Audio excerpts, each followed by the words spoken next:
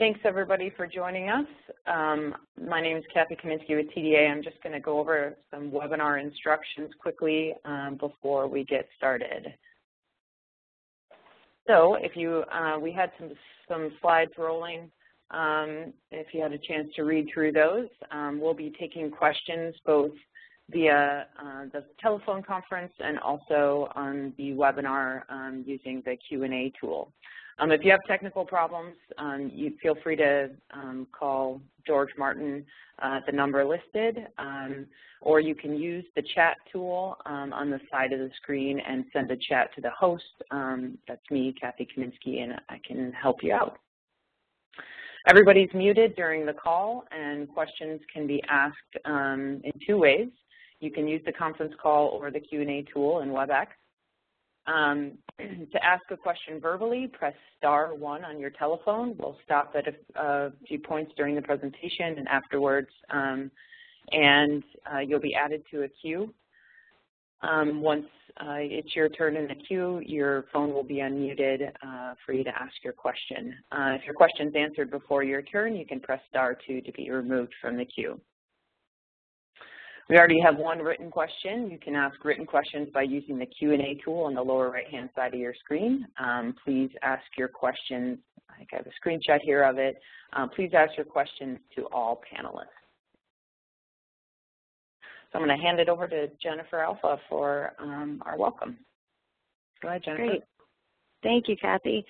As Kathy said, my name is Jennifer Alpha here with TDA, and I wanted to welcome you to the greatly anticipated NSP Closeout Instruction webinar. We've got quite a crowd gathered today, so we're excited that everyone's been able to join us. Today you'll be hearing about an overview of the Closeout Instructions for NSP1, 2, and 3 grants.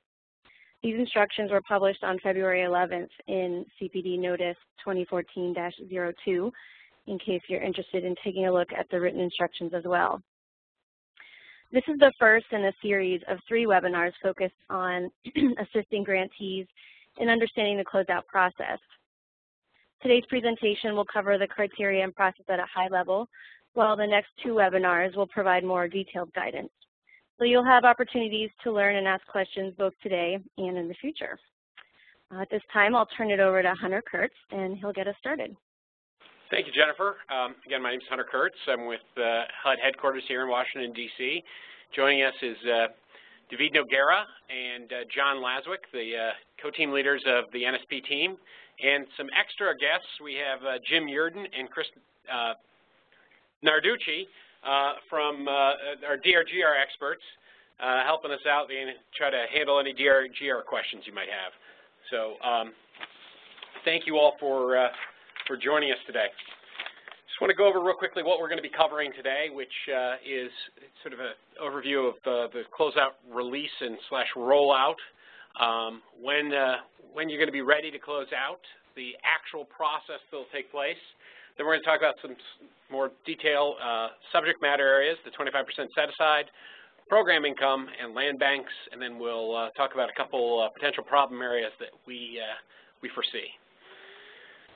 So, start off with the closeout release. As you know, a draft version of the notice has been released, and I want to emphasize that that is a draft version. Well, we need to complete something called the Paperwork Reduction Act, or the PRA, which is a process we go through with OMB to determine the burden that we place paperwork-wise, and we are seeking an expedited PRA process. And I think it's probably safe to say that this is going to take us at least a month, this expedited process. So it may be a little longer, maybe a little less, but you know, it's going to take a little bit of time. At that point, the document will be final, and we don't expect any changes to the document during the PRA process. It's very rare to have an issue that requires us to redo the document. But no closeouts can be completed or approved using this document until the PRA process is finished. I want to emphasize something for you all out there. I know some of you have grants and other programs that this document covers.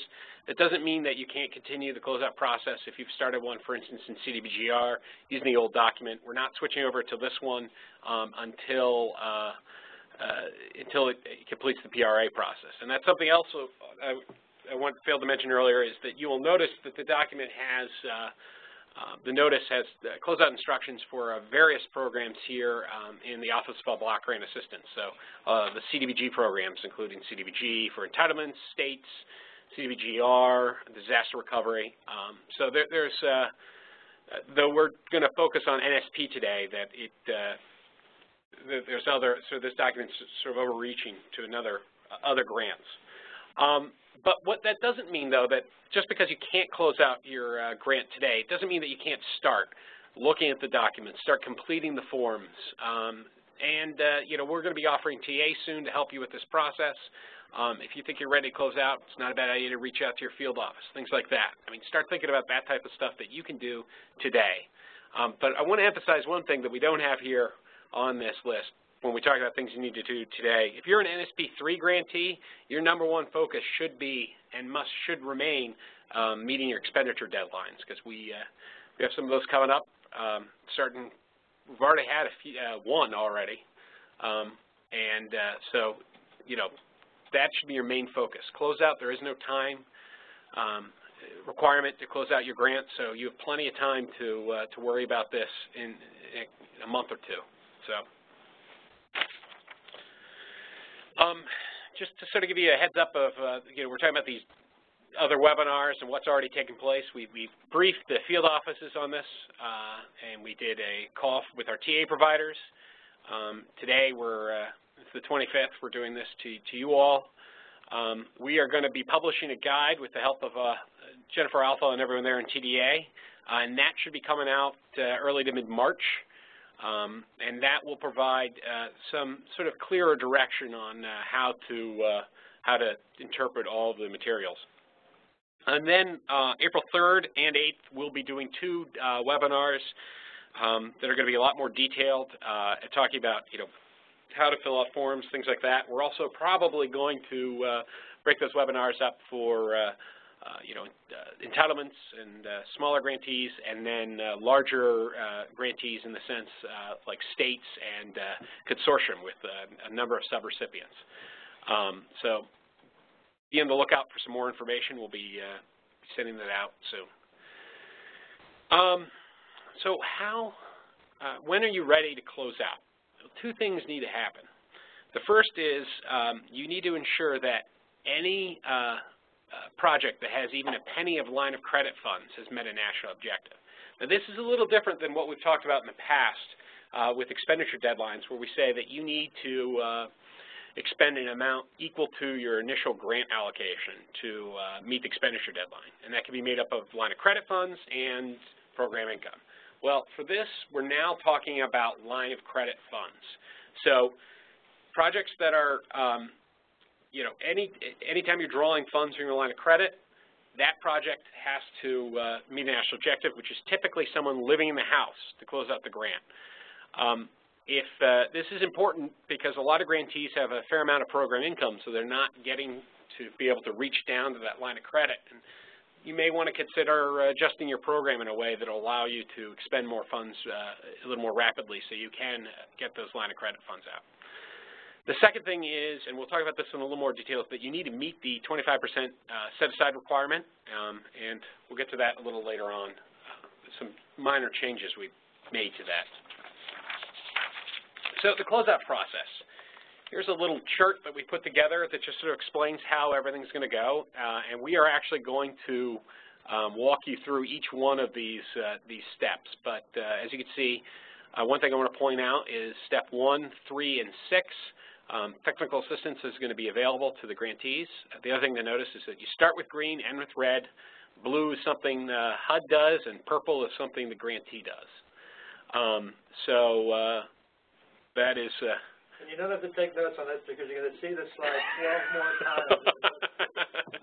I think we could have done it. I never knew there was a color code. I'm impressed.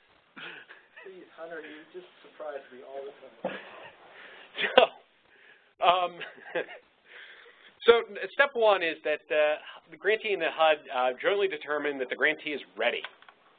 And again, you need to ensure that every project with line of credit funds has met a national objective and the 25% set aside has been met. You guys should work with the field office to review the closeout packet to ensure that you're ready. Grantees should continue to work on having complete and accurate QPR, which we'll talk a little more about in a little bit later, and there will be technical assistance available to help you. You know, this is after you've met your expenditure deadlines, it's probably not a bad idea to sit down and just flip through those forms, and especially that checklist, and make sure that you can answer the correct way each one of those questions. I want to point out that the guide we'll be releasing in a couple weeks is going to have some helpful hints on completing that checklist and sort of direction on each one of the questions that it asks.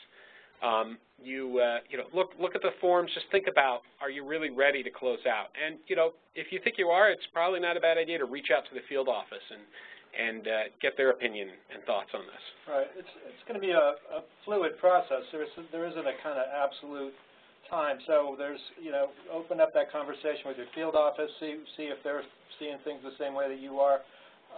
You know, you might not have everything wrapped up at that point, but at least you'll know where you got to get to. Okay, you ready for the next one? Yep. So step two is, oh, you got to hit that little arrow. Once you and the field office feel that you have you've met all the requirements and that you're ready to close out, HUD is going to send you the closeout package to the grantee. And you can find the package in Appendix 5 of the Closeout Notice. In it will be a letter from the field office to the grantee, as well as the checklist, the Closeout Certification, and the NSP Management Plan for Continued Affordability. Go to the next slide. We'll sort of just see this wonderful chart again. So right now we're so we've now gone to green in the first blue step. So then we can go on to the next one. I'm kind of blue here. Now we're purple. Now we're purple.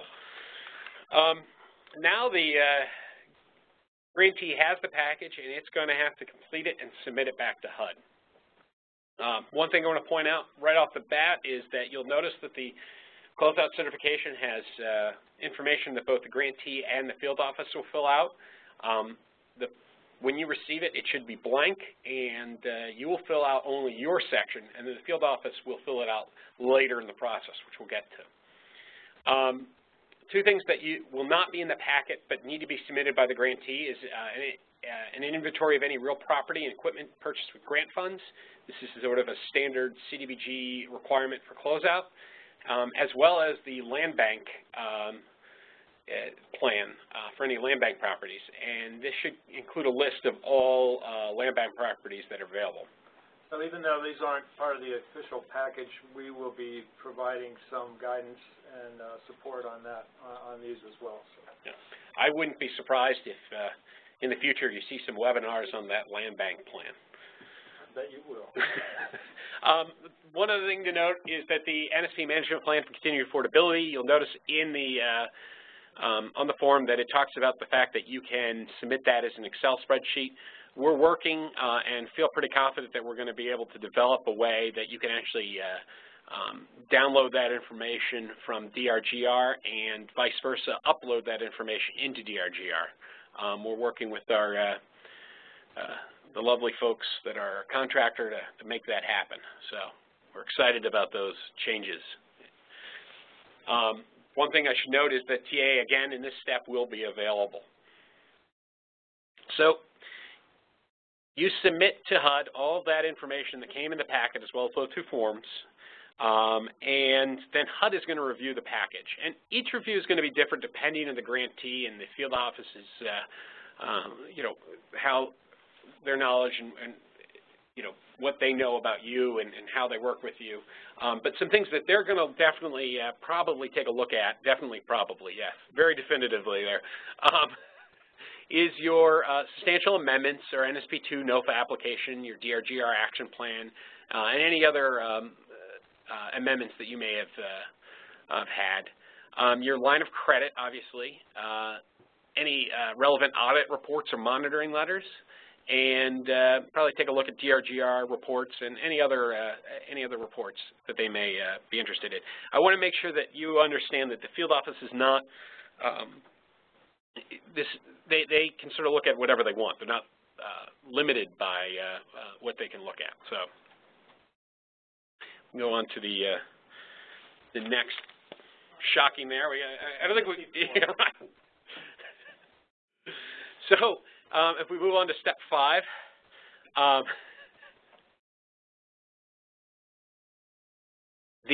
once the field office has looked over the information, they are going to complete the rest of the closeout certification and then submit that certification to you, or a copy of the executed certification to the grantee. We can go on to the next one.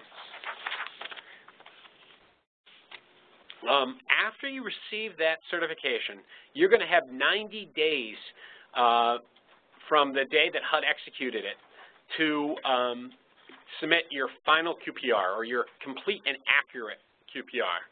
And what's important to mention in this is that you have to ensure that all the numbers add up and that you're telling a complete story about NSP. As many of you probably have done or done in the past, is you might have a situation where QPR, the numbers don't add up for some reason, and you write in the narrative, they don't add up because of X, Y, and Z. Well, we're not going to be able to do that this time. This time you're going to have to make the numbers work. The narrative, you're going to want to explain what you've done. This is sort of your final major report to HUD about the program. So you want to tell a complete story about it. TA is going to be available for this process. And the other thing I want to mention is that we'll probably be doing some webinars on this too. Well, yeah, so the closeout checklist and the QPR are really the kind of bigger documents here, unless you have maybe a land bank. But yeah, this, as Hunter was saying, this is your final story. This is your kind of complete version of the NSP program in your town. And so, I'm sure that other organizations are going to be interested in this, and so you'll want it to be a good, solid document. I don't know if we're going to talk about TA a little bit more later. I just wanted to mention, since we've said TA is available, that it probably will be remote TA in most cases, which means that a consultant can be assigned to you. You can request help. We will assign somebody to you, and typically they will work with you on the phone and over the computer. And we think that most problems can be solved, or they can kind of get you through the forms. There may be certain cases where we have to send somebody out on site, but we think this is going to be a pretty quick process to assign those things and get that going. We do it. We have a remote TA process now that takes us about 7 to 10 days to turn around a request into a work order. So that'll be fast, but it'll be kind of a light touch, I think. So. One other thing to mention about the final or the final complete and accurate QPR is that you may have already submitted it. It's entirely possible that this is something that you were confident in it early on in the process, so you just submitted it then. Another thing to mention is also when we talk about submitting, obviously we're talking about just your standard way of submitting the QPR. In the closeout notice published back in 2012, there talks about submitting to the field office, and I just want to assure folks that please don't print out your QPR and mail it to the field office. We don't need that. So our next step, and we're getting there close here, folks. Where's the buttons? I'm lost. HUD's going to review this final QPR, and if they, find it satisfactory and complete and accurate, they're going to prepare the closeout agreement.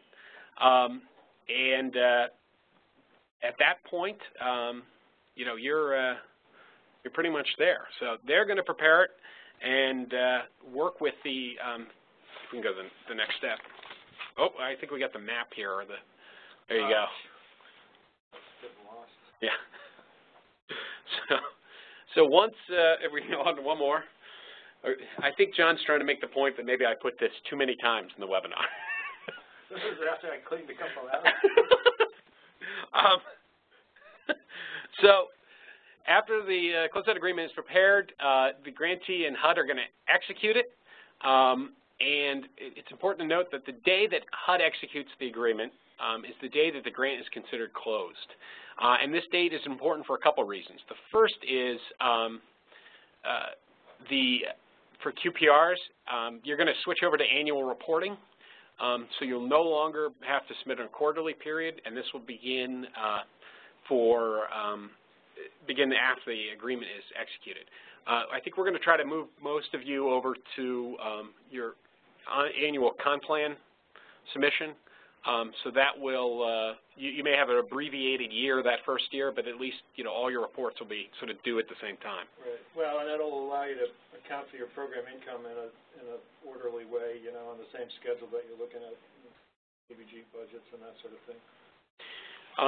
It's also important for the 25% set aside, which we'll talk about in a little bit, and program income. And as you know, the land bank property, you're required to dispose of all land bank property 10 years after closeout, and that is the date at which that 10-year clock will begin.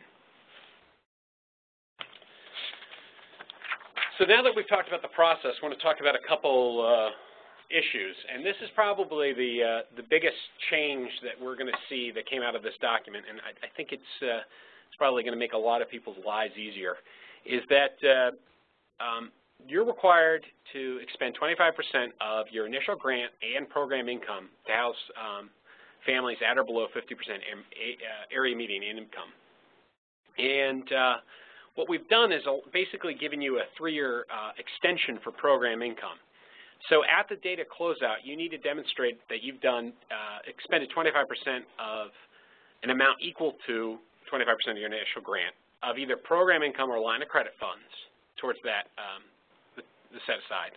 And then you have 3 years from that date to demonstrate that you have met the 25% set aside for all program income at hand at the date of closeout, or all program earned before the date of closeout. And again, this can be made up of program income or line of credit funds. Just want to point out that this change does not change any other rules for program income earned after closeout or before. I mean, you can still have to meet this 25% set aside for that program income, and so it's going to keep sort of going on. I have a little example here to try to explain this. So if you got a $2 million grant, you would need to expend at the date of closeout $500,000 for the 25% set aside. And again, we don't care if this is line of credit funds or program income that you've earned, but you just need to have expended at least $500,000 before you can close out your grant. Now, you have earned $100,000 of program income by the date of closeout. So that would mean that your total set-aside requirement is $525,000. So at closeout, you've expended $510,000 towards the 25% set-aside. So that would mean that you are $15,000 short. So you have 3 years from the date of closeout to expend an additional $15,000. And again, this can be made up of, well, it's probably going to be made up of program income, but the reason we say it can be made up of program income line of credit is because we want to give you credit for anything you spent before the closeout towards that set aside. But I want to emphasize that this doesn't change any of the rules that we're going to talk about for program income earned after closeout. That you still have all the same requirements that are there for those. I think somebody said, or you may be seeing in the guide that we're publishing, it's like a homework extension. It doesn't mean that you don't have to do all the other homework assignments that you receive in the process. It's just we're giving you extension of 3 years for that one assignment. So, talk a little bit about program income outside of the 25% set aside. For states, entitlements, and non-entitlements with an open state CDBG grant at closeout, program income stays the same as current program income. There's really no rule change. For NSP2 nonprofits and NSP3 non-entitlements without an open state CDBG grant, program income received prior to closeout is treated again as the same as current program income. Program income received during the first 5 years after closeout must be used for NSP-eligible activities that meet a national objective, but all the cross-cutting requirements no longer apply. This includes environmental, Davis-Bacon, all these other requirements. It doesn't mean that we're not encouraging you to abide by those, but you don't need to do them. And then program income received 5 years after closeout is considered miscellaneous revenue. So again, we encourage you to expend the funds for NSP-related activities.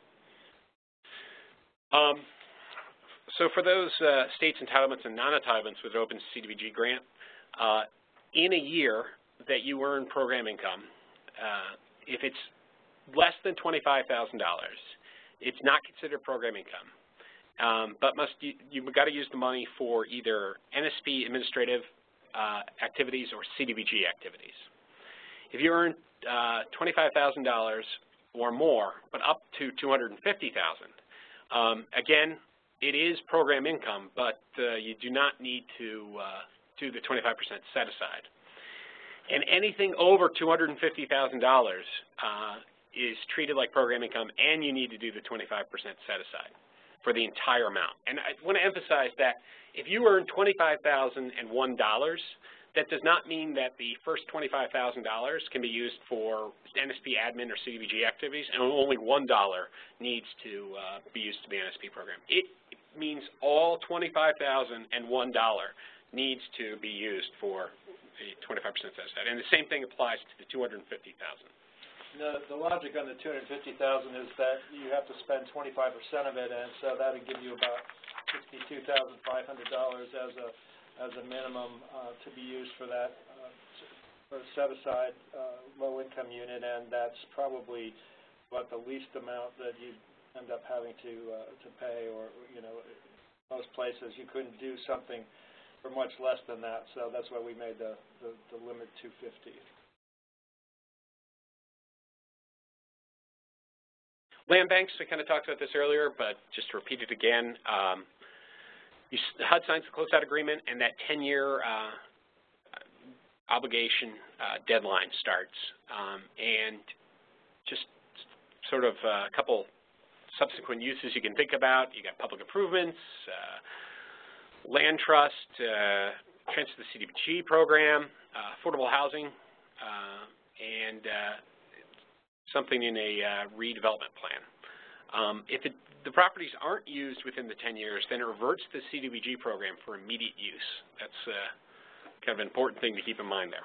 And this is just a list of additional subsequent uses. Yep. You can do anything that you could do through the regular program, but we realized that land banks are going to probably take they're working in a little bit different environment.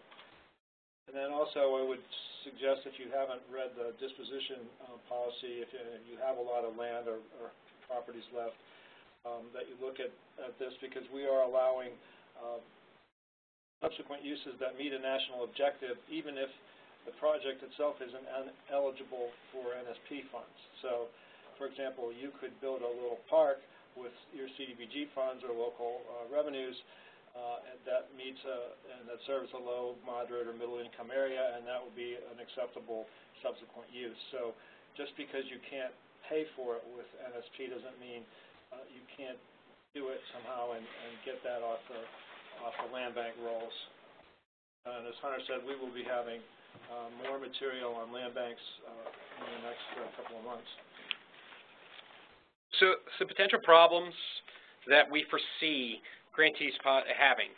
The first one that sort of weak records, poor land inventory, can't provide accomplishments, financial errors, etc. That's just stuff that you should consider before you get ready to close out. Go back, take a look at your records, see if you can, what you can do to sort of beef up all of this stuff so that you have the information required to close out. Obviously, the 25% low-income set-aside not met. Your land bank doesn't have a strategy. Long-term affordability not accounted for. For NSP2 grantees, the green building standards, as well as the 100-unit minimum, and the fact that you need to work in every census tract that you said you were going to work in. I want to talk about both of those last two there for a second. The 100-unit minimum, that was a requirement for NSP2 grantees that they affect at least 100 units. And I know a lot of people have been very concerned about this 100-unit requirement. I just want to assure you that that we're really, because we did have to reduce the NSP2 grantees to reach a broader, reduce their allocations to reach a broader group, that we will only be looking for a best effort. So you will have to provide your field office with an explanation of why you didn't meet this 100-unit requirement if you didn't, but we're looking for you just to demonstrate that you did as best as you could with the funds you had. And census tracts, for NSP2 grantees, have to work in every one of the census tracts they said they were going to work in. This may require an amendment to remove census tracts that you have not worked in or never reached. That's something you need to keep in the back of your mind, because if you have to amend or take census tracts out, you still need to ensure that you have the correct need score that you're required to have. So that's something you really got to spend some time thinking about. And then for NSP3 grantees, the green building standards again, just something to keep in mind. So that's sort of it. Take one last look at this process. We don't want to forget it. How could we? So that is sort of our large overview of the closeout process. Be happy to take your questions now. And again, I want to emphasize that we're going to be providing a lot more information with a lot more detail. So, if you think that this is not the last that we'll be providing you with help, I guess is the best way to put that. Right. So Jennifer and Kathy, can you read us the questions? Yeah, we have several written questions. I also want to check with Sherelle, our operator, and see if anybody has queued up to answer to ask their question verbally. And as a reminder, if you would like to ask a question, you may do so by pressing *1. Thank you. Jennifer, we've got about 10 questions asked in the Q&A, and I've got another 6 or 8 that were sent directly to me in the chat. So, Jennifer, you want to start with the ones that you're reading there? Sure. First question is, I would like to verify that we have met the 25% requirement to serve 50% LMI households for NSP1. What report will HUD run from DRGR to make this determination prior to closeout? I want to make sure I have the accurate data in DRGR. That type of question is why we have Jim and Chris here. There is an expenditure report in DRGR that you can run at any time. In addition, there are some custom reports that you would, as the grantees don't see, but your rep gets on a weekly basis from headquarters, that looks at your overall expenditure and your 25% expenditure and calculates a percentage. You might check with your rep. They get them typically every Monday or Tuesday. So which one? Okay. So there's a expenditure report in DRGR, was that? Yeah, it's under the financial reports, but I don't remember the name off the top of my head. Got expenditure in the title. So there is a way to verify that, in other words. Yes, absolutely. Okay, great. Next question: are single-family properties purchased through NSP 1 or 3 in inventory but not yet rehabbed considered a land bank? You need to have an actual land bank in place to have the properties considered land bank. Right, but you may resort to that, but chances are those are just uncompleted units. So they haven't currently met a national objective. Right. So you're not ready to close that. Right. You're not ready to close out. Now, if you haven't met a national objective and you haven't got any money left, then you need to talk to us, because something's got to give there, and we'll have to decide whether it makes sense to close you out or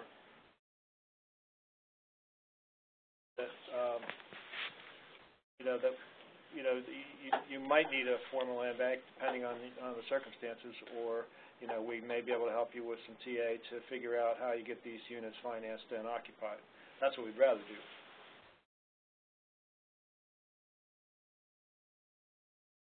And I have another question on land banks while we're on the topic from John, and he asks, he has a question that involves item 3 on page 72 of the closeout instructions, and that's related to, does a grantee have a feasible plan for land banks? He wants to know, how is this determined, the feasibility that is. Is the land bank plan submitted and approved by HUD prior or before the closeout process, and what's the process for approval of the plan? We will, this is again some of the stuff we'll be talking about a little bit in the future about the land banks plans, but and this is also probably something that on step 1, working with the field office, you're going to want to talk about your plan and what you're planning on doing, and get their input into what they think is feasible. But we'll be providing more guidance in the future. But in general, it's a plan that makes sense for disposing of these properties within 10 years. Yeah, I mean, there's sort of a minimum standard of just having in effect a goal for every property. But what we would like to have you do, and what we would like to help you do, is to come up with a real strategy for getting there. And that doesn't necessarily always just come with a hoped-for outcome. I mean, you need to have you need to take some actions, and what are those actions? And so at a minimum, as far as actually closing the grant out, it's a sort of a set of goals and objectives, but we would like to flesh that out with you through the TA process and through some of the additional training. And I'm sure a lot of the plans out there are quite good, but you can't control your market conditions either. So what happens if this, or what happens if that? And we'll have some webinars to kind of guide people through that. Okay. This question is from Donald. He asks, some final bills for NSP3 may not be received by the closeout date. The bills can be utility bills, consultant closeout assistance, possibly some maintenance bills, insurance, etc. I expect the cost will be minor. However, will this be an issue?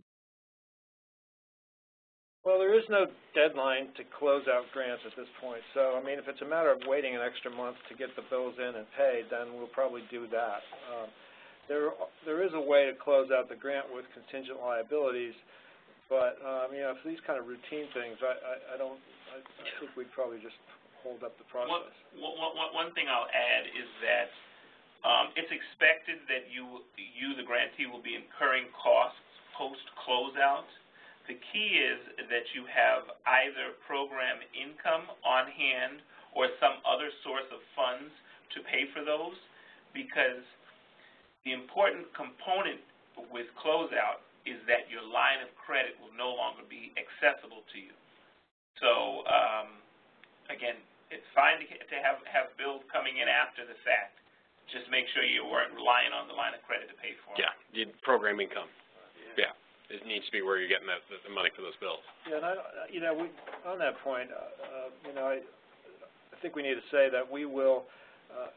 We don't expect everybody's line of credit to go to zero, but if it goes down to $400 or $4,000 or some other amount that really is not usable, I mean, that amount could get canceled at that point. But we're not looking for that money, so we're going to work with you to get that number down as far as possible. But if it doesn't go all the way to zero, we can still find a way to close the grant.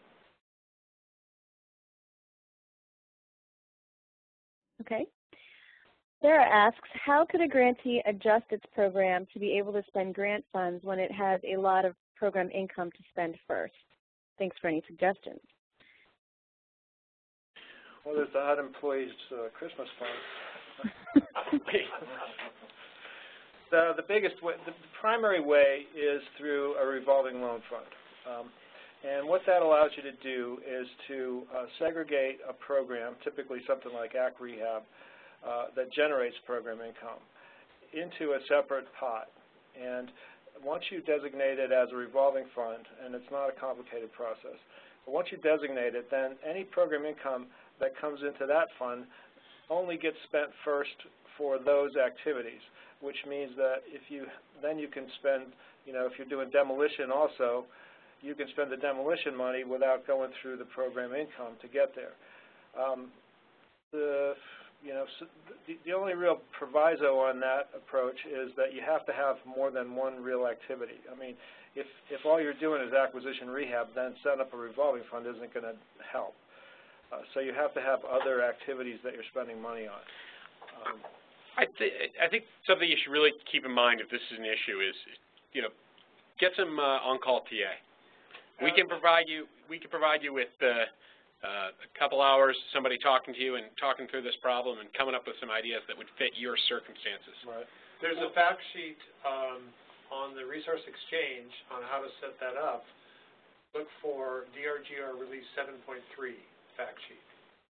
One other thing I wanted to add is that we don't expect all grantees to be ready to close out of the gate, right?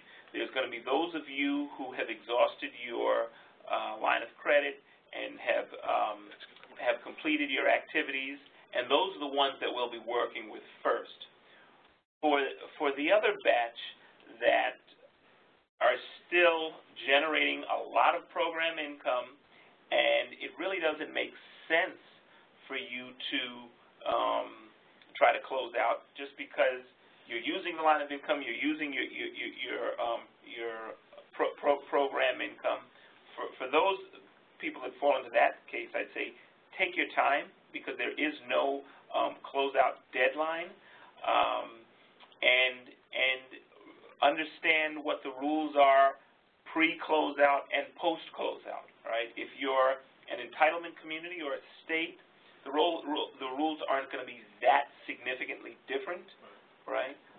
It's mostly for the nonprofits that'll be very different. So please don't redesign your program for the sole purpose of closing it out faster. But if you're concerned about the way in which or the pace in which you're drawing down funds, then definitely work with our TA providers, work with our reps, and reach out to us here in headquarters. Thank you. Nicole asks, can you please clarify that line of credit is the same as NSP entitlement funds?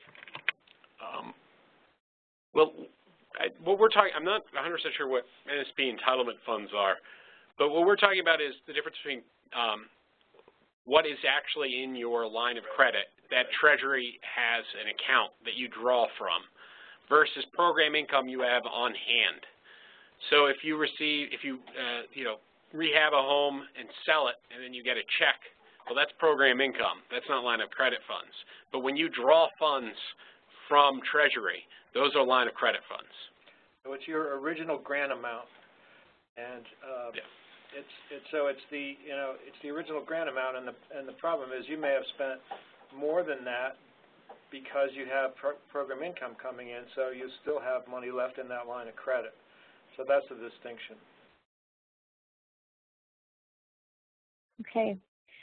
Michael asks, will homebuyer rehabilitations, which are underway but not completed by March 11th, be allowed to go forward and expend the allocated NSP3 funding? Sounds like an expenditure deadline question, which we're happy to answer, but I just want to, that's different than closeout, just not to confuse everyone. But right, you don't have to have homes occupied to meet the expenditure deadline, but you do have to spend the money.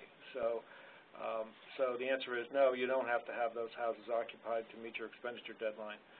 You have to expend an amount equal to your grant by the deadline. So the closeout typically is going to be months, if not years, after you've spent all your money, because precisely because some of the program income amounts are 60–70% of the original grants now in certain stronger markets. So those places are having a tough time, getting all their grant funds spent because they get so much program income coming in. But you don't have to have the houses occupied to meet the expenditure deadline. You have to have them occupied to close out, which does not have a deadline. Okay. We actually have another question on expenditure deadlines. Heidi asks, will there be any recapture or reallocation of funds from those who don't meet the expenditure deadline to those who have? The piranhas are swimming. Recapture, yes. Reallocation, no. Yes, we have taken funds back. We will take more funds back. They go into the Secretary's Disaster Fund, which is used for natural disasters and not for NSP. This is a question on slide 23. Stella asks, does the program limit refer to the total earned during the grant period or the program income amount earned after the closeout agreement date? It's an amount of program income earned per year after closeout. You're only going to have program income at that point, so you won't have a line of credit left. But this is all an annual amount of program income. So some years you might be above $250,000 and have a set-aside requirement, and some years you might be below it and not have a set-aside requirement. Some years you might have just a trickle of funds, and those become admin money because they're less than $25,000. But that cycle will line up with your CBG con plan cycle, and you can plan for what the requirement is based on the revenues that you've gotten during the year. But that may mean that your first year is only 3 months, 4 months. Yeah. But that is just going to make your life easier in the long run, so that's why we're doing it that way. Okay. We have 2 questions here on the 100-unit minimum. Jackie asks, does demolition count towards the 100 units for NSP2? Yeah. And then Joseph, yes, okay. And then Joseph asks, regarding 100-unit minimum, what counts as a unit? A demolition and then land banked? Is it units or properties? It's 100 units affected by NSP2 funds. So it's either you've built 100 units, you've rehabbed 100 units, you've rehabbed some units, demoed some units, and its unit would be if you have an apartment complex with 100 units, those would be 100 units, even though it's one building. Okay, great. Cindy asks, should we request TA through our field office NSP rep? One CPD.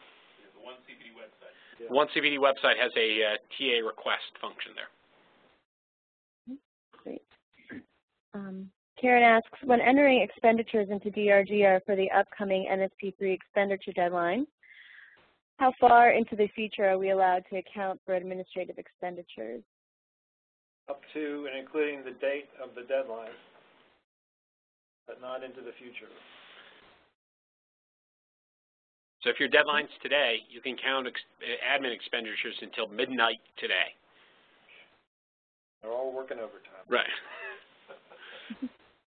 But at 12:01, February 26th, there are no more admin expenditures. Right.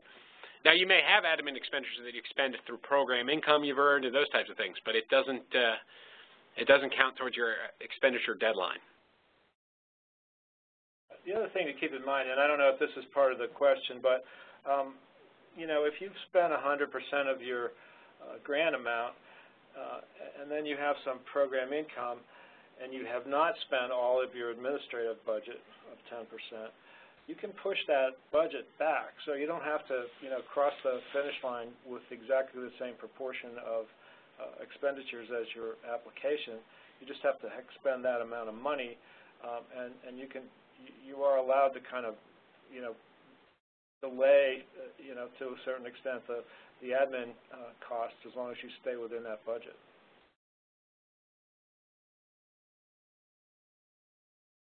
Okay. That asks a question about equipment purchases. She says, what items are considered equipment purchase? I know it includes computers, printers, but what about calculators, small tools like hammers and drills? Is there a dollar amount that should have been spent on the items to be reported? It's Sarah in here to ask that. Sarah Stewart has just written an equipment guide for us, so if you can hear us, Sarah, come on into the office. Last time she said, "Speak louder, you guys." So there is a dollar limit, but we thought we'd let her tell you what it is. So the question is there a dollar limit on equipment? So the equipment threshold is your capitalization level of the city that is the grantee. So if normally it's $5,000, if your city has designated a lower threshold, then that's the limit that would define the difference between equipment and supplies. So normally tools that are less expensive would be supplies, and materials are not considered equipment. So you need to find out from your city financial department what your capitalization threshold is. But that policy will be coming out very, very shortly. Sarah's been working on it very hard for a long time. So. And we'll get more information about this inventory that you need to provide out to you all. List, yeah. Okay, great. Joseph asks, we're holding some of our NSP2 acquired properties long-term ourselves. Is this considered forming a land bank, or are you referring to something more specific? What, they're doing what with them? They're holding the properties. Well, I mean, there needs to be some formal designation, but I mean, if it's a city or a county, it could be the city or county government. You know, a lot of places have real estate functions and public entities own land and remnants of land and things like that. So it needs to be a nonprofit or a governmental entity. If it's an NSP2 nonprofit, then you probably need to have some sort of additional designation of that. And I think this is just we're going to have to look at these and see, well, how many of these properties are really going to be able to be occupied before the a date that makes sense to close out. And if you can make it, that'll be fine. If you can't make it, then we might need to be looking at some kind of land bank. It's also important for you to remember what the limitations are on which properties can be land banked. Every property that happens to be vacant may not be eligible for a land bank property. So, residential property, for example. Yeah, I think this is going to be a gray area, I think, of how far we can get through this. And, does HUD at some point decide to start setting a deadline for closeouts? But, for the time being, there is no deadline. So I would focus on getting those into use in some fashion. But, you got to be realistic about what your chances are there, too. Okay. The next question, I believe, relates back to the slide on slide 23, the program income limits. Karen asks, are we to accumulate program income for a year before expending it? How else can we know if we will be at a certain level? Well, that is a tricky question. You're going to have to you're going to have to figure that one out. I mean, it's sort of a sticky question, if you will. You need to be careful.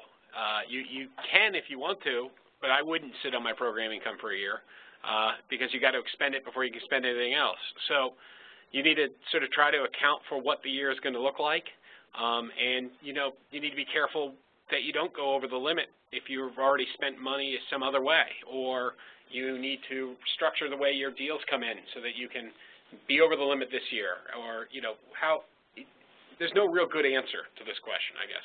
Yeah, I guess I would say that it's important that you budget what your funds will be used for the year, what you expect to receive from the activities that you're carrying out.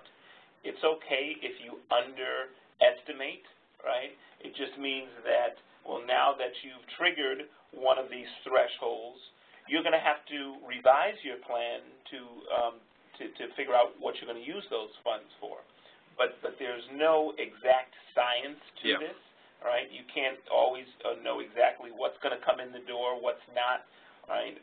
But budgeting, planning are important factors to keep track of what's happening with your program.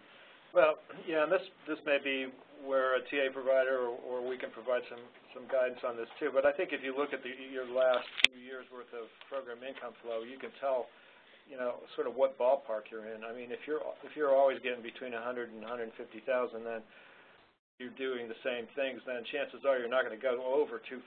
But if you're always in that range, then you probably ought to assume that you're going to have, you know, the low income set aside requirement and just plan for that. And then, you know, if you have some slack, then you have some slack. But yeah, it's going to be it'll be based on the conditions, and so you'll have to just track that stuff. Okay. Bruce asks, what is the process to amend our original plan for removing census tracts without activity? Is that considered a substantial amendment requiring full public notifications or a minor amendment? Generally, any amendment requires full public notification.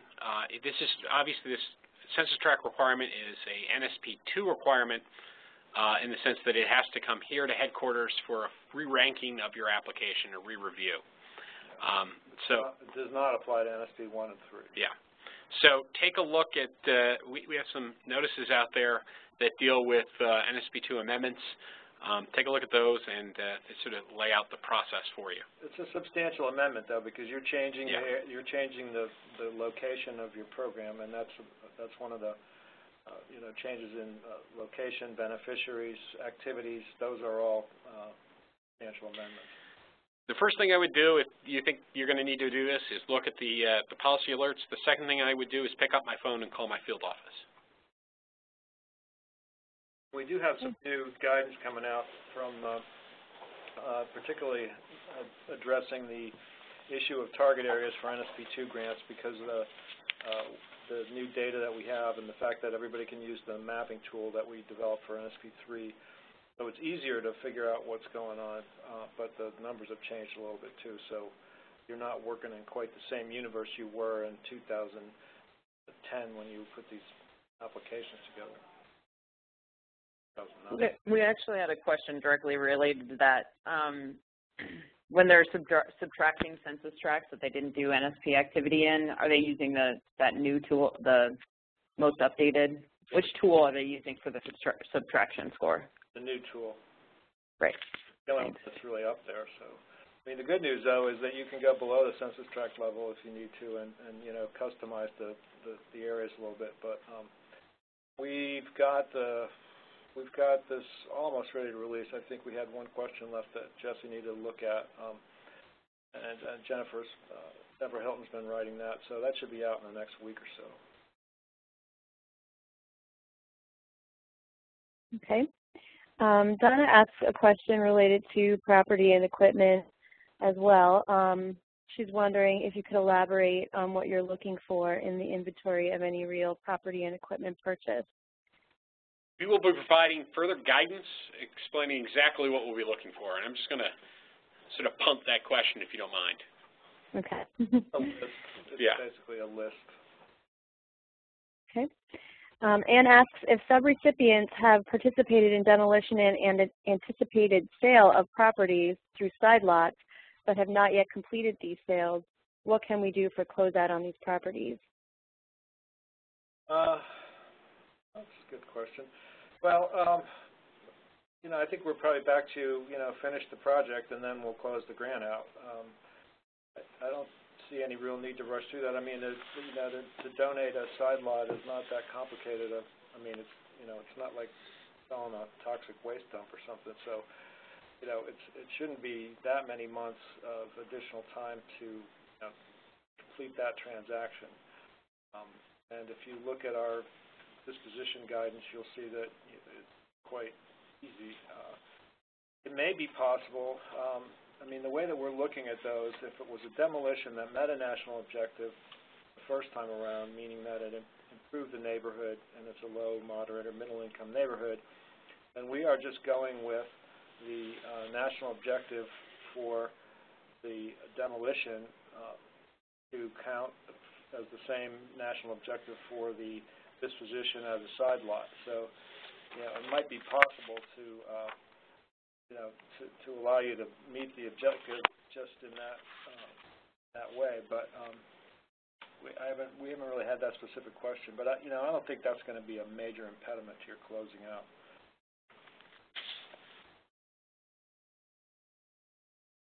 Okay. David asks, how long will NSP1 grant recipients have who have fully expended their grant allocation have to expend program income? All of eternity. There is no deadline on the program income. I mean, you could be getting program income 10 years from now. I mean, if you're lucky, not many people will, but there is no, once you close out, program income is the same for most of you as it was before closeout. You're only reporting on things annually instead of quarterly. Pretty much everything else stays the same. So that program income, in my mind, kind of goes in your toolkit along with your CDBG and your home and maybe 108 as part of one other tool for you to improve your neighborhoods with. And if you get some money this year and can do something with it, great. And if you can't, there's really no, if you don't have, if you got $20,000 and there's kind of nothing you can afford to do for $20,000, you wait till next year and you get another $30,000, and then there's something you can do. That's all going to be fine. Okay. We have another question on program income from Stella. She asks if a grantee still has program income available for both NSP1 and 3 and has projects in progress, will the grants be closed out? Can the grantee still utilize the program income to complete the project? As long as it's not line of credit funds, it's program income. Or you could just wait to close out the grant until the projects are done. This isn't an expenditure deadline. This is a closeout. So you have as long as you want to close the grant out. All right. But you can close if all the projects that have line of credit funds are completed and occupied, meet a national objective or demolished or whatever. And the only projects that you have still under construction are all funded 100% with program income. We could close under those conditions. You'll eventually have to demonstrate that those projects funded solely with program income have met a national objective, but you don't need to do it for closeout. Okay. Keeping in the theme of program income, Regina asks, on page 64 of the notice, it states any program income received 5 years or more after grant closeout, as well as program income from funds outlaid after the date of the closeout agreement, may be used without restriction. What do you mean by funds outlaid after? Yeah, this is only for NSP2 nonprofit grantees and NSP3 non-entitlements with a without an active state CDBG grant. And what we're saying is basically anything you earn after that 5 years. Earned after the 5 years, not expended after the 5 years of closeout. So there's 3 tiers of program income. Go back one. Yeah, let's see. Go here. All right. So if you get program income and you're in this small group of about 14 NSP2 grantees and no more than 30 NSP3 grantees, and you receive program income prior to closeout, then you have to treat that as if it were the same rules that you've always played by.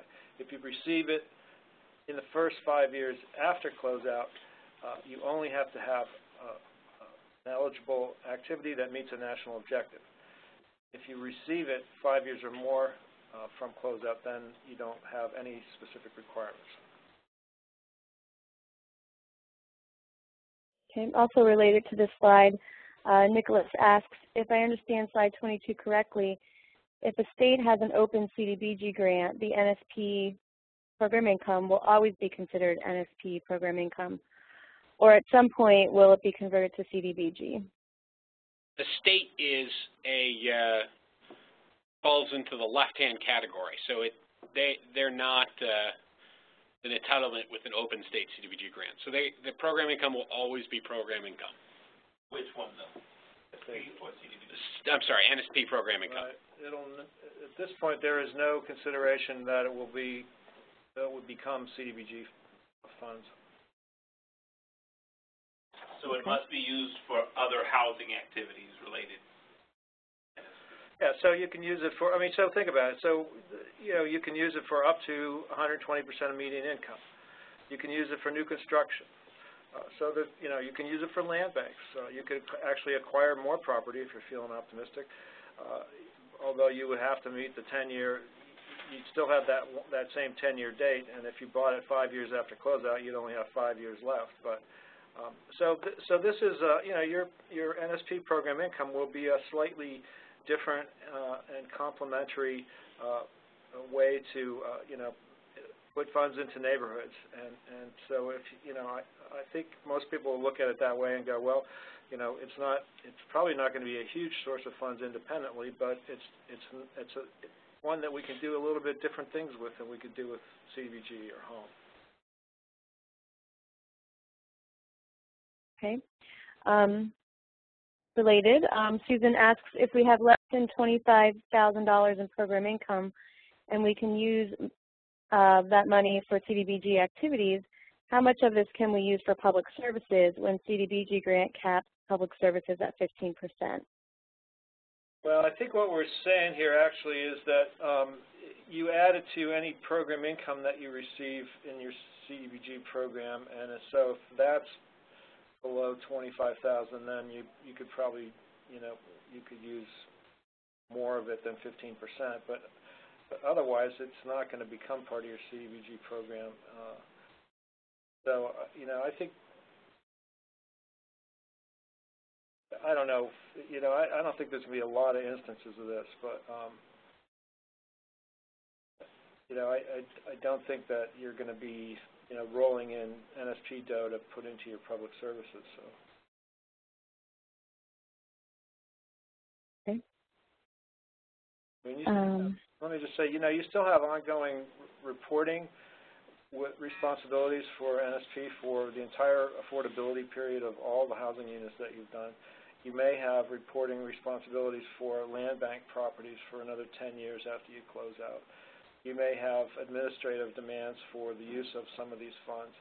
You may want to, look, not just track the affordability, but go out and actually make sure that people are following the rules.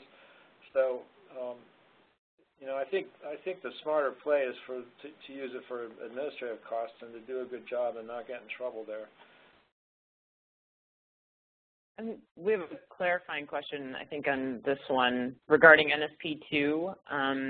Sulina asked that she understood that program income could not be used to acquire additional properties. Please clarify. That's not true.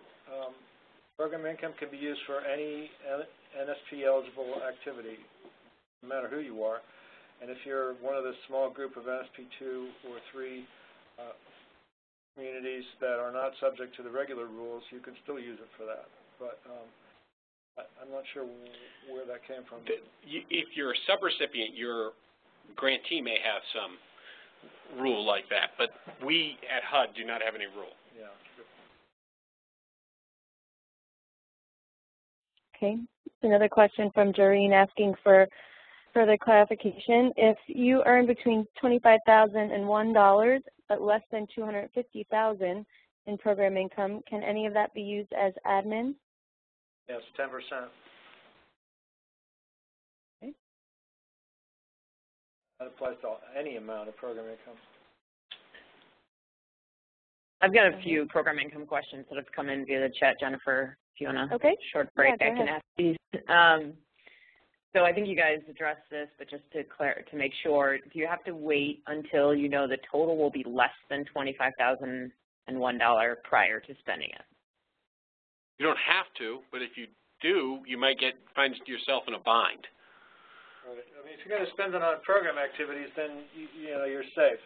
If you're really hoping that you can spend $10,000 on a CDBG public service activity, then then you probably do have to wait, because if you spend it and you go over, then you're in trouble, because that's not an eligible use of NSP funds. Okay. So in other words, just because you can doesn't mean you always should. Right. And then in regards to program income after closeout, the limits is $25,000 and $250,000. Are those to be followed for the 5 years, and will be based on program income being generated in a yearly basis or over the course of 5 years? Annual. On a yearly basis. So it's, annual. All right. So this set of rules on the right-hand side applies to 14 nonprofit NSP2 grantees, and you know who you are, and no more than 30 NSP3 non-entitlement communities that do not have an open state grant. All right, everybody else, all, the other 600 grantees, the other 600 grants that we have are just going to be regular NSP program income. But if you do fall into this category on the right-hand side, you're Chicanos por la Causa or Habitat for Humanity, or somebody that is purely a nonprofit or an NSP3 non-entitlement, then you play by these rules, and it's an annual basis. We would be doing it on an annual basis.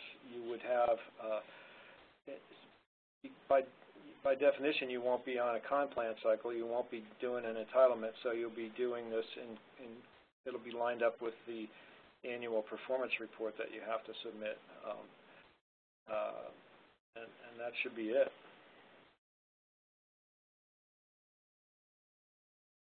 Okay, great. So we have a program income and DRGR question from Carol. So should program income recorded in DRGR be net or gross of an activity?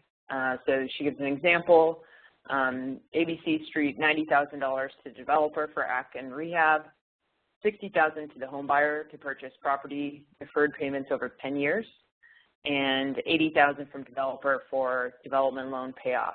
And is the PI reported in DRGR as $80,000, the amount received from the developer as a loan payoff, or $20,000, the net between the $80,000 received and the $60,000 given to the home buyer? It's the $60,000 or the $80,000. I mean, that's it. Program income is gross revenues. So just because you've spent different amounts of money on the same house doesn't mean that doesn't affect that the amount that you get back from that house is the amount that counts as program income. The only real exception to that is with rental properties, in which case you're allowed to deduct operating expenses, utilities, maintenance, and that sort of thing, prior to considering the revenues to be program income. There's a long program income policy that we wrote a couple of years ago on this, if you want to look at that. But it's a gross, and the definition of program income is gross revenues.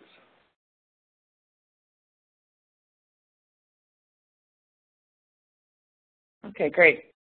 Let's pause if there's any questions on the, anybody queued up on the phone line for questions. Sherelle? And we do have a question from the line of Tanisha Lanier. My question was already answered through someone else's. Thank you. Well, we're glad we were able to help. Well, so Next question comes from Benita Brown. Benita, your line is open. Yes, I was just trying to get a copy of the slides. They will. Yeah, go ahead. Yeah, the slides are actually already posted on the 1CPD website. I'll send you guys the link, or I'll post the link in the chat box right now. I'll send it to all the participants, and they were posted this morning, so you should be able to download them now.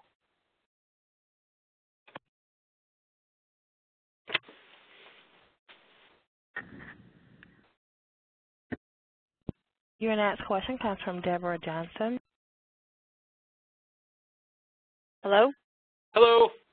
Hi, a quick clarification from the beginning. As a state grantee, you talked about having to submit real property that has been purchased. You're not talking about the state didn't do anything on its own. We had all developers or subrecipients. So you're not talking about having to resubmit a list of all of those properties that were purchased. Well, any properties, there are sort of two different things here. The first is we're talking about, this list is talking more about like computers and other administrative things that you may have purchased. And we're going to get a lot more information out about that soon. The second thing is property, actual property like a home that you purchased. Those the state didn't purchase anything. Only our sub-grantees or our developers did. Right, but you're still the grantee, so you will need to submit to us this list in the continued affordability. So in DRGR, where you have to list every address of everything that's been purchased, you're going to have to do it again in a different place? Nope. No, you will actually be able to download all that information. There we go, just making sure. Yeah. Okay, just performance reports list addresses by responsible organization. And we're working to get a report that you can download that's going to have each one of the categories in this attachment E found on page 80 of the closeout notice, the Neighborhood Stabilization Program Management Plan for Continued Affordability. And that's why we even state in here that you can submit an Excel spreadsheet rather than filling out that form and sending it to us. Now, there's a slight distinction here, though, that you know, we picked up this report that Hunter mentioned. It's really an OMB-driven thing that CDBG uses for personal property and some other property. This isn't the property that you've been buying and selling in the program. This is stuff that you own, that you purchased and you own, like a computer, or, you know, I mean, I don't think anybody's really buying real estate for their own use. So they're different universes. But just wanted to clarify, and because John Laswick, you're there, would it be possible for after this webinar or tomorrow to have a private conversation about a very tricky situation on a NSP project? I know. Yeah, send me an email, and I'll see if I can't remember how bad tomorrow is, but sure, it's john.a.laswick@hud.gov. John.a? Yeah, .laswick. Yep. It has to be in the afternoon. Yep. Thank you. Sure. Next question comes from Sheila Cade. Hello. Sheila, are you there? Sheila, your line is open. Oh, I am, but you answered it already. Fantastic. All right. Thank you. Flip it. Your next question comes from Robin Bowler. Hello? Hello. Good afternoon. Let me repose the program admin question. I'm a little confused by it. What I understood you to say is that any admin funds that haven't been spent by the March 9th deadline are lost. Is that correct? No. Now, what we're saying is, say you have the $2 million grant. And again, this is an expenditure deadline question. I just want to clarify, so we're not talking about closeout right now. You have a $2 million grant. To meet the expenditure deadline, you need to demonstrate you've expended $2 million, and that could be grant funds or program income. So if you earn another $1 million in program income, you know, 10% of your initial $2 million is $200,000. So you have $200,000 of admin funds. You don't have to spend a dime of admin funds before your expenditure deadline. You could do all, you know, activity-related costs.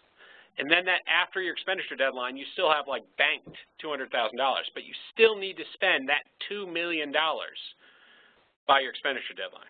Got it. Okay. All right. Thank you. Yeah, I mean, it's that $2 million number that we're looking for, and right. The admin can sort of slide either way. Right. Thank you. No problem. Your next question comes from Marie Farron. Good afternoon. If I have some properties under contract, or purchase contract, will it fall to meet my 25% set aside? Will it still be considered as expenditures? No, but well, you know, if you're under contract, if you've got a signed sales agreement, that's considered an obligation. You can't. It's not an expenditure until you sell them. So would you? I mean, are they? I guess you're obligated. I've obligated the funds, and I am under contract, but closing, I don't think closing will happen by the deadline. Right. So if I have like an HUD one or whatever, and all the money has been allocated and the figures are clear, can I still, with the receipt, can I still draw it down? I mean, can I still report it as expenditure? No. You really have to, you know, you have to make that expenditure for something like that, but it will help you that it's under contract.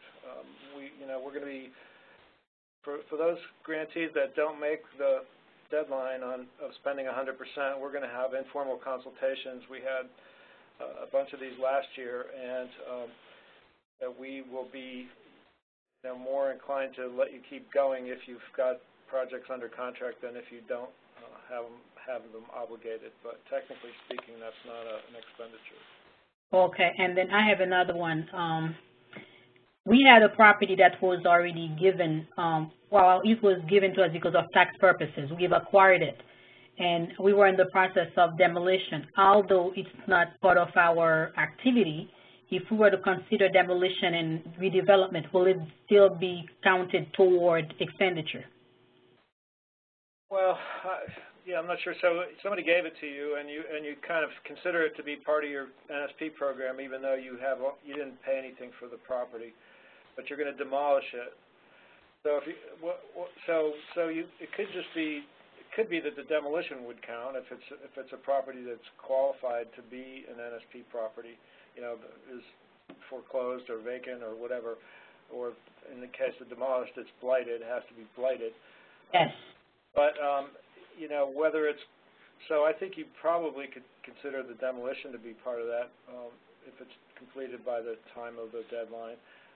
If you're trying to link it into a redevelopment project and put a new property on there, I don't think you're going to be able to stretch the expenditure that far. Okay. So therefore, to be clear, even you can just cut me some slacks if I were to purchase, under contract purchase, but not yet, expended it, but you may consider that I've, somewhat meet my deadline, but that doesn't mean that I've met it. That's correct. So what happens is that we say that the process that we go through is that we make a finding, and we say we're making this finding that you did not meet your expenditure requirement, and then we have a series of corrective and remedial actions open to us that you can read for yourself in Section 579.11 of the CDBG regs, and those range from warnings to repayment of funds, and we have flexibility within that range of activities based on the other things that you've done in your program and so forth. So it's very much of an individualized determination about whether we will make you repay funds or stop using funds or whatever.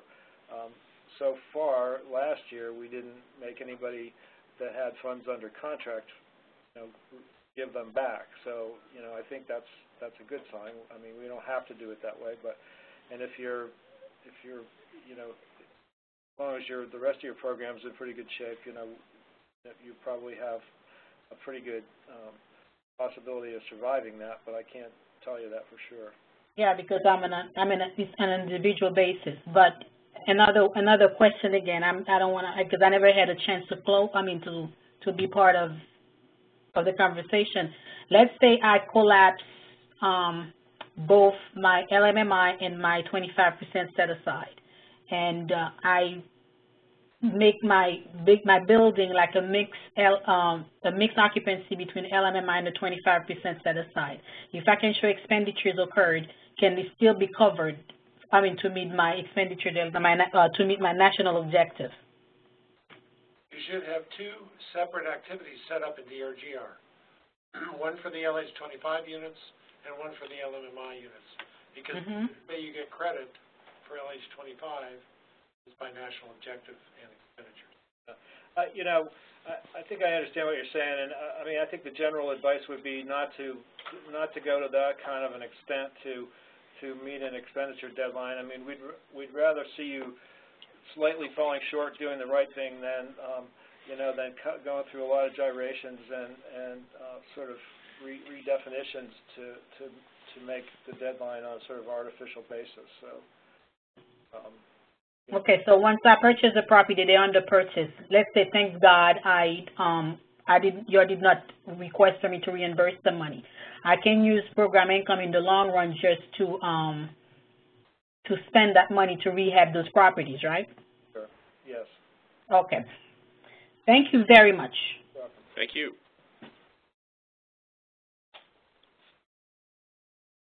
And there are no further questions from the phone line. Okay, great. We still have a list of questions on the Q&A. And Kathy, do you have more on the chat? Do you want to keep going? Sure. I was since we just had a question for Jim, I've got a couple of DRGR questions for Jim and Chris here. So we have a question from Robert. He says, in our action plan, we recently changed an activity from rehab reconstruction to new construction, but the completion data is still rehab oriented. And it continues to ask for those numbers, ask for numbers of items that have been replaced, not constructed or installed. Shouldn't those have changed? Only if you go back and change the activity type in the action plan. That's going to be an amendment to the action plan. Right, and he says to change their activity category, which that might mean activity type. This might be a good question to submit on Ask a Question with some screenshots. What do you think, Jim? Yes. Also, be aware that changing activity type is going to become a lot easier effective March 8th. There's an update of DRGR running the night of March 7th. And one of the things in there is be able to change the activity type, and it basically will set up a warning box saying, you're going to lose the data that's in there. Is that okay? That would solve the problem in this case. Yep, that'll probably be helpful to a lot of folks. Robert's second question is, in the completion data, there's a line that asks for number of multifamily units, and they have 5 condos, which would house 10 families, but he can't put in 5 because it has to match the number of housing units.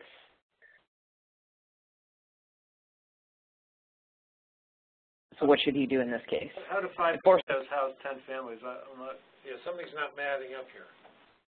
Yeah. If there are 5 duplexes, each duplex is under, we use the FHA definition of single family versus multifamily, which is 1 to 4 units. If the building is constructed with 1 to 4 units, it's considered single family, even though some of them will house 4 families. The 5 and up is considered a multifamily property. So it could be 5 duplexes. Then they're technically. And there would be 10 units. Right. Okay. There are, again, if you have any further questions on that or we didn't understand, feel free to press *1 to ask your question verbally, or go ahead and, I posted a link in the chat I posted 3 links. One, to ask a question. If you have specific, like a really specific question about an activity, feel free to use that. I also posted a link to how to request technical assistance, because somebody asked that a little bit earlier. And then I posted a link to the slides today. The last DRGR question that I had is from Sean, and he asked, since income under $25,000 is not considered program income, how should we account, track, and report for it in DRGR or IDIS? Well, that's a question that we need to think about, and we'll get back to you on. It's going to be in the annual report. It won't be in the QPR. Actually, it will be. No, it will be, because it's after closeout. It will be in the annual report, not in the QPR, and we will we'll get back to you on that. I think the answer is that the $25,000 is is a limit to what you can do with it, but it's all really still programming. Yeah. But that's a great question that we'll get an answer to you back later in one of our other presentations.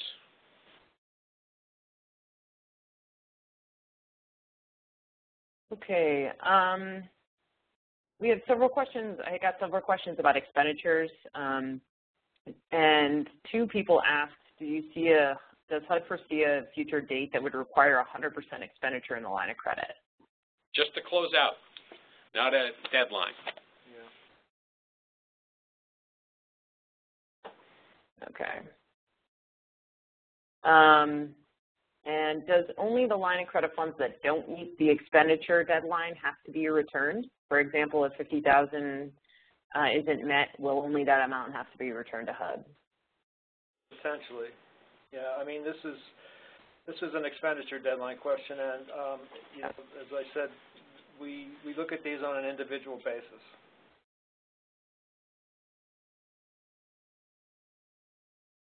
Okay, and then this person refers to grant deadline, which I assume means grant closeout. Is the requirement at grant deadline, one, that expenditures are equal to or exceeding the grant amount, and two, they meet the set-aside requirement based on funds expended?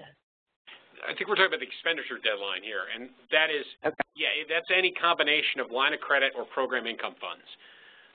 So if you have a $2 million grant, you could spend $100 million out of line of credit funds and $1 million out of program income. As far as the completion of the units, though, that can and almost always will follow the expenditures by a number of months. So that's not related to. I mean, we're not holding anybody to completion in the sense of occupancy. We're just looking at expenditure of the funds. So you can, you know, buy the house and rehab the house, but if you haven't sold it and had the family move in yet, that's okay.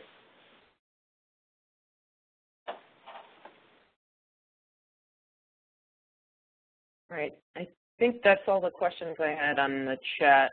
I'll go back and look through those again. But Jennifer, are there more in the Q&A? Yes, there are more. Donna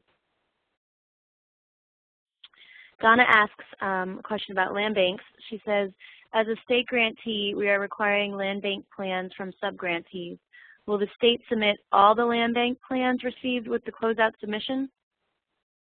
It's probably going to need, I think the best way to do this would be to submit a sort of overarching plan and then include all the other plans that you may receive from your various land banks. So sort of how you're going to track your subrecipients, you know, et cetera, and then you know, you can have City A's land bank plan and City B's land bank plan. But you'll also have all units either in a land bank or not listed in your real estate inventory report. In the land bank plan? No, not the land bank plan. She just go. No. We're going to be working on this some more, but we are trying to stay flexible. We realize that you know, there are a number of states with subrecipients that have land banks, and you know, we're not trying to force the subrecipient land banks into sort of meaningless box or the state the other way. So, so we will be providing additional guidance on land banks. Okay. This is an expenditure question as well. Michael asks, due to the weather, our organization will not have 100% of our initial award expended until August 2014. We were supposed to be 100% expended by March 10th, 2014. We are communicating this with our project officer. How will this affect our organization? Well, you could lose money. I mean, I don't know what to tell you.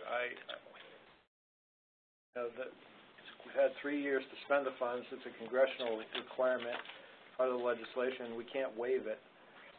So what we do is we make a finding, and then we look at the circumstances and we decide what the most appropriate corrective action is. You know, our first course is to stop the problem from occurring.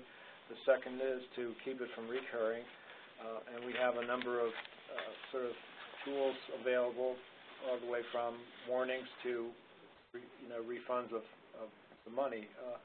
So when you say you're talking to your person, I hope that means your field office rep, your CPD rep, or somebody in your field office, so they can understand what's going on there. If you can have that money, if you can have those projects under contract, that will probably help. But yeah. So anyway, but I can't. There's no single answer that I can give you on this. It really is going to depend on the circumstances, and we'll see what happens. Okay. This is also an expenditure question, but related to DRGR. We've worked feverishly this quarter to meet the expenditure deadline and have vouchered just beyond that last week. But Financial Report 07B seems to lag behind reporting that number. What do we need to fix to have that report reflect that we've met the expense deadline? The NSP staff is not using that report. What they're using is a QPR. So expenditure is a self-reported number. Put it in your QPR and save it. Don't submit it. All right. Yeah, it's not a DRGR number. Okay, Bruce asked a question about program income after closeout. For nonprofits using income after closeout, which is restricted to NSP eligible activities, can those activities be located in any census tract or only census tracts included in the NSP application? So we anticipate that the census, that the target areas will no longer apply after closeout. Right. Right. You're just going to need to keep track of, obviously, where you're working. This is for program income earned after closeout. Yeah. Okay. And it also has a program income question. She says, if we expended 40% of all of our funds, that's line of credit and current program income, on meeting the 25% set-aside requirement, does the extra dollars committed to the 25% count toward future program income requirements to be used for those 25% activities as long as it meets the 25% for all activities? Interesting question. Yeah, yes. It does. I don't know. I mean, I think by this, well, I'm not sure how a closeout would affect that, but at least up until closeout, yes. That money is kind of fungible. I mean, you have to use 25% of the total of grant and program income. And so if you go over on the grant and under on the program income and you still come out 25% of the total, then you're okay. Okay. Let's see. Don asks, will it be possible to align the time of the closeout with the CDBG program year for purposes of planning program income expenditures? Yes, I mean, you want to change the timing of the closeout. We're just going to sort of lock you into the program year whenever that starts. So your first year may only be a few months. All right. I think they're asking, though, can they delay closeout until it would align? Well, I mean, yeah, that's true. If they want to delay it, sure, they can. But you can also close out under the, understanding that, you only have 3 months in the first quote-unquote year. All right. But yeah, but you can line yourself up as close to that as possible. No problem with that. Okay. William asks, where was the requirement that each and every census tract in a target area had to have some NSP2 activity? I can't find it in the NOFA or anywhere else. It's a competitive program, so your application stated where you were going to work. Therefore, you have to work in those areas. Okay. Okay, and then we've got a bunch of... I'm sorry, that's how you were rated, based on where you told us you were going to work. So if you don't work in those areas, then you're not doing what you told us you were going to do, and then we have a problem. Okay. Bill asks, in NSP3, once we've reported the final expenditure amounts in the QPR, how long do we have to submit the final draw, or is that accomplished during closeout? Well, you're going to need to make that final draw before you close out, because we're going to recapture anything that's in that draw from the line of credit before you close out, because those funds are going to be recaptured by us when you sign the closeout agreement if there's anything left in the account. So you need to do it before the closeout agreement is signed. If it's program income and you've got it in your local account, then I mean, you can carry that over.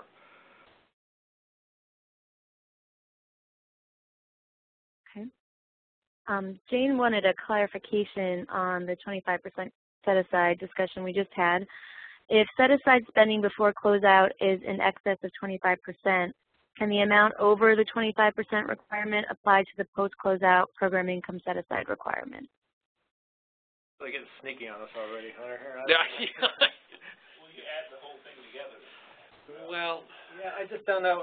I'm not sure really, because I can sort of see the period up to closeout, but then once you get past closeout, you're in sort of a different set of rules possibly, and it would apply to the program income that's required for those 3 years, the program income on hand. Right. So that's definitely yes. Earned prior to closeout. Right, earned prior to closeout. But I think we needed to look into that one and get back to you. Okay. So in other words, so let me just ask, if she could clarify for us that she's asking about whether in effect let's say they had 30%, as they approach closeout, can they bank some of that for after closeout? Is that the question? I mean, that's sort of the way I'm looking at it. So. I believe that's the question, yes. Right, we'll look at that. Feel free to submit that question through our Ask a Question box, and we will get you an answer. I would also assume that that would be a question you'll be seeing in our frequently asked questions for closeout that will be coming out at some point in the future. Because that's a good one. Okay, we have another expenditure question. This is from Valerie. She asks, does the acquisition closing have to occur prior to recording the expense in the QPR? If we have paid the developer for the acquisition, can I count the expense even if closing is not scheduled to occur until next week? I don't think so, because, well, I mean, who's your deal with? If your deal is with your developer and they have to produce, regardless, maybe you might be able to, sort of push that. But I mean, that to me just sounds like you're sort of moving up an expenditure, but it isn't really an expenditure. That the obligation to purchase isn't until the closing date. Most of those closings have conditions that have to be satisfied, so they're not expenditures. They're still just commitments. So once again, I think the smarter way to go here is to do the right thing rather than the expedient thing. And even if the right thing makes you come in a little bit after the deadline, but you've got everything lined up and it all falls into place, you'll be okay. But if you start going to these sort of tortured lengths to call things expenditures,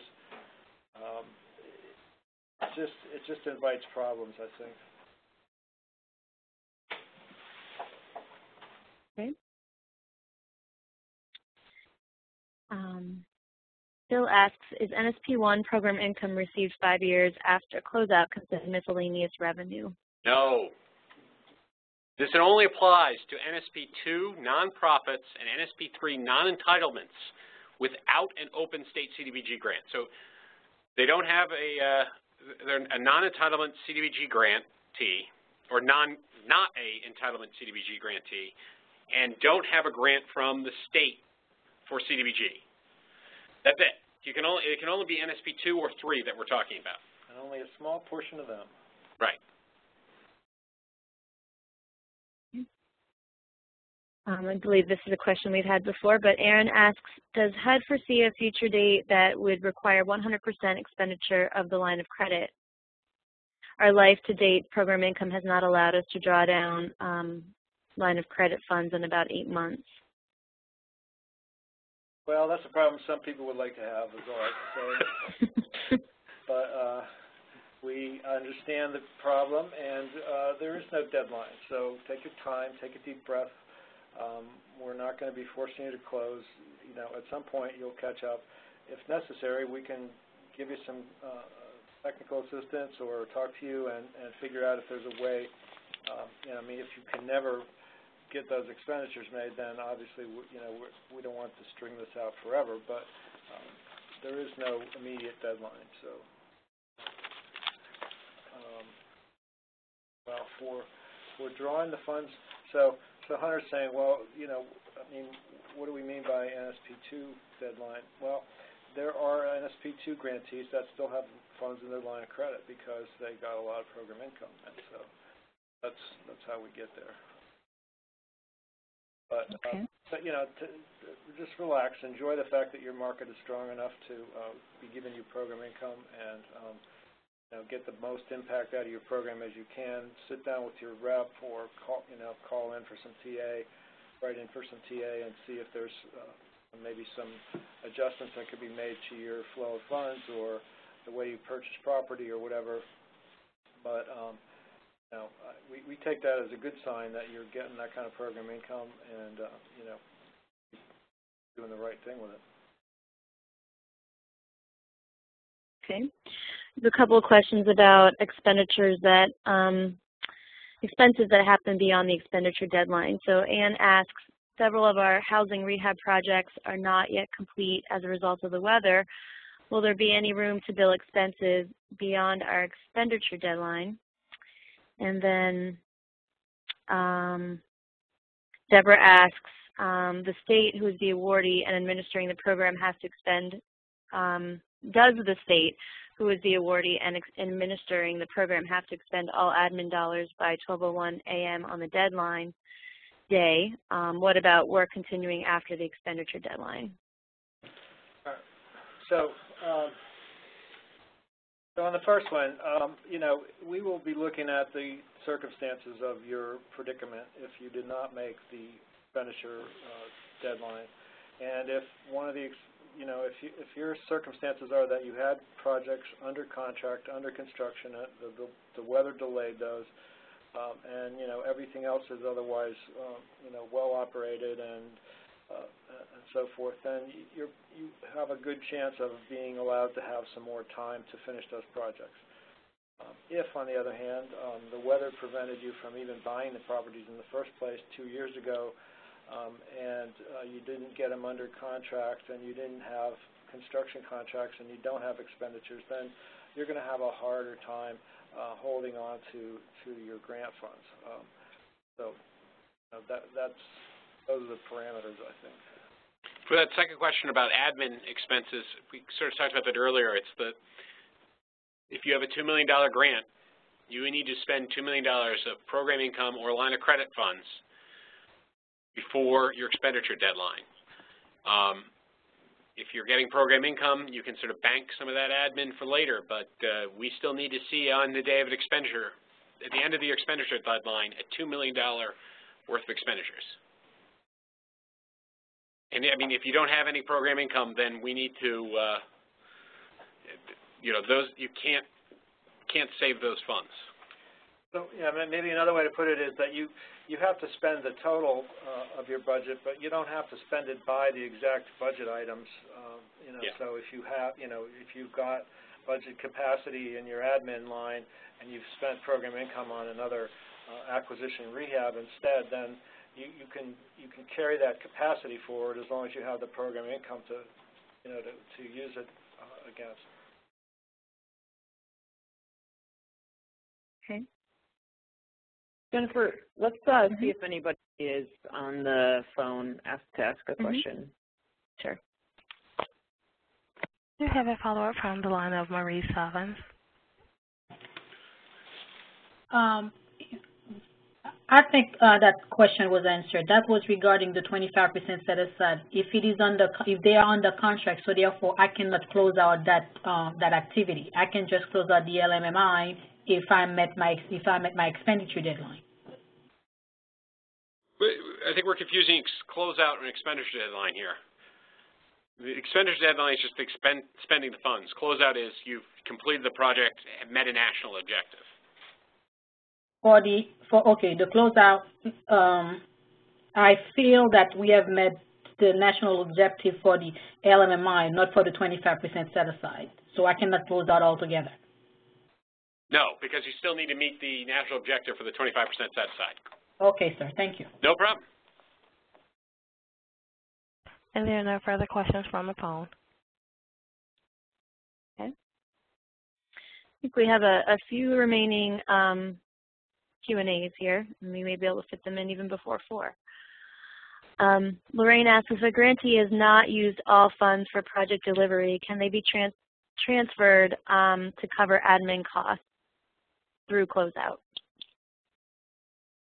As long as you don't go over, you exceed that 10% admin cap for grant funds and program income, that's fine. But you still have to stay under that 10% admin cap for grant funds and program income. And as long as you've met your expenditure requirement. Yeah. Okay. Stella has a hypothetical for us. She says, the grantee received $1 million and has expended $700,000 of the line of credit. Then the grantee received $250,000 in program income and has been expending the PI as required. Will the remaining $300,000 from the original line of credit still be available? Well, if you get to your $1 million expenditure requirement, then yes. If you don't, then some of it could be at risk. But you can meet your expenditure requirement with any combination of grant funds and program income. So you've described a situation where you might be able to spend $950,000, as I understand it. So you still aren't at your expenditure requirement. If you get to your expenditure requirement, you will be able to spend the program income that you have on hand.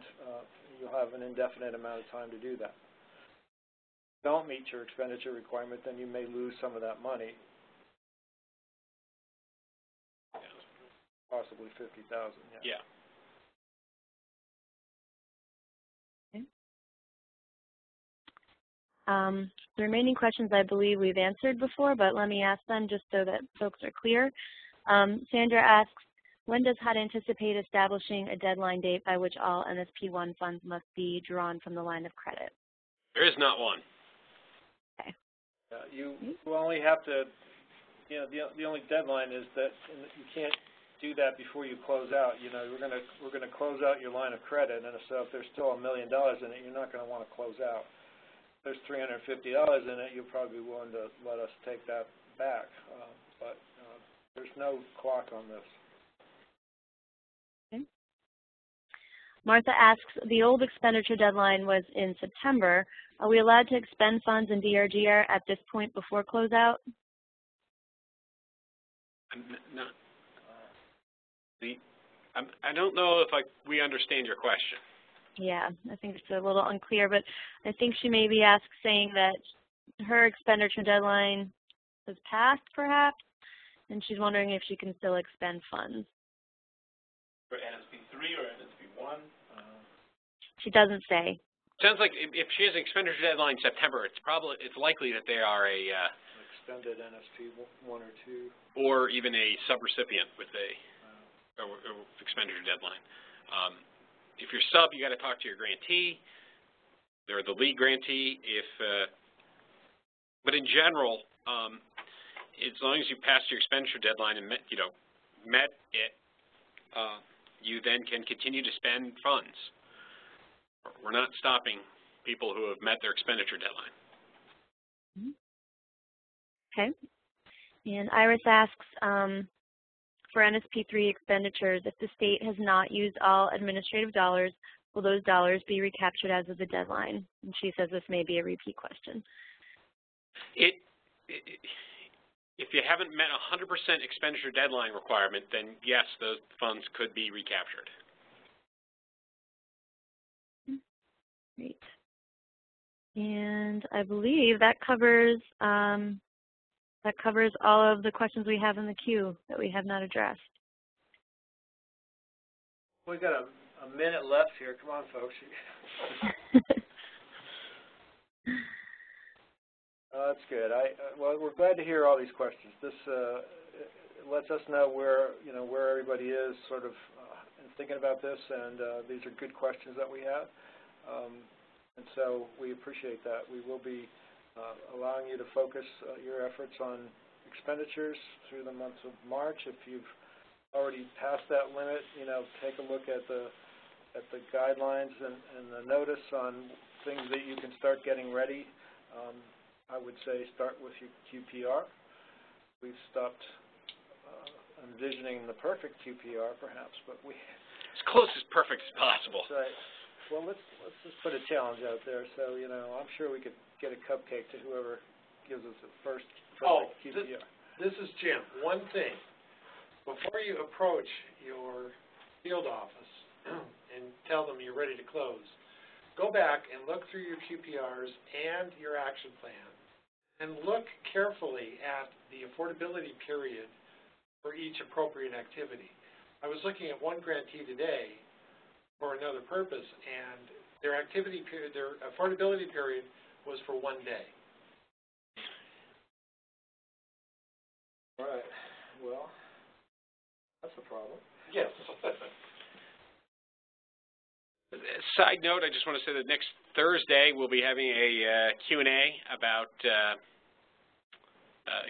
just an open forum Q&A, trying to focus on expenditures. So.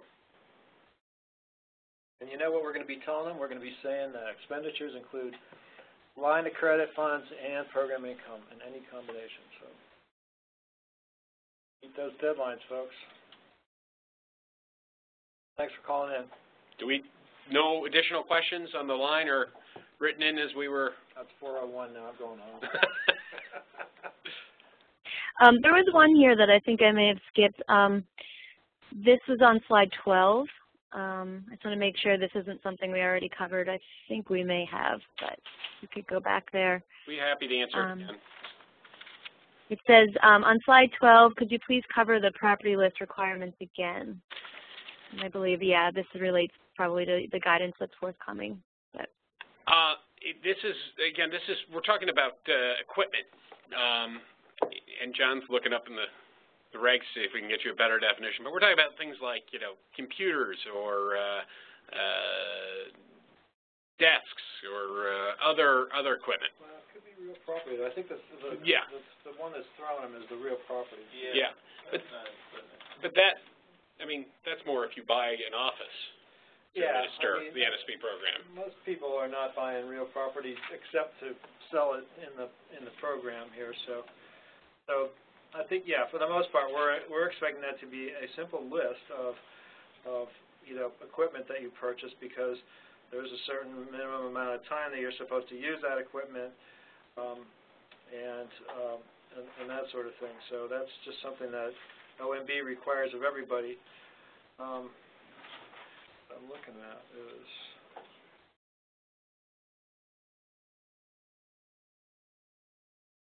So we will have to provide some additional clarification on that for you, just so that you don't get frustrated.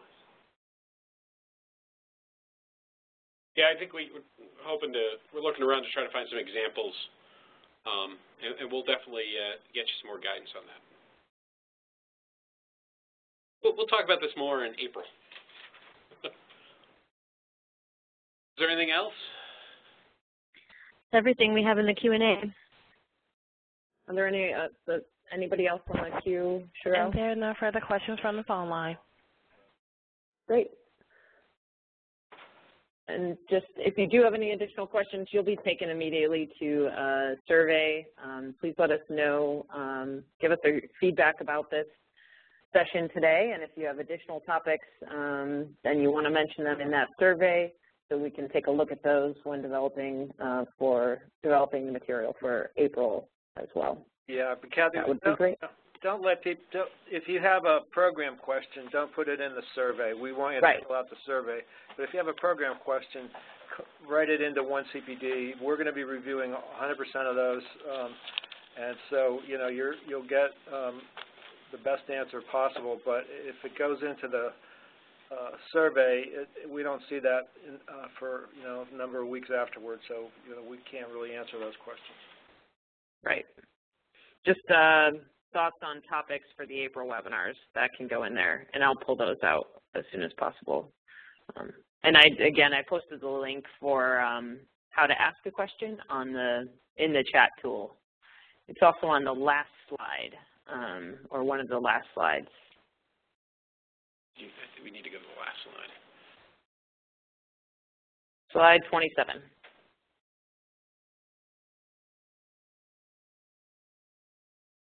Any closing thoughts? Just focus on those expenditure deadlines. Spend that money. Yeah.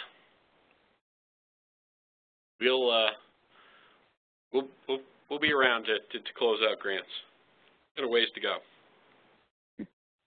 Thank you all very much. Okay. And good luck. Thank you. Have a great afternoon. This does conclude today's conference call. You may now disconnect.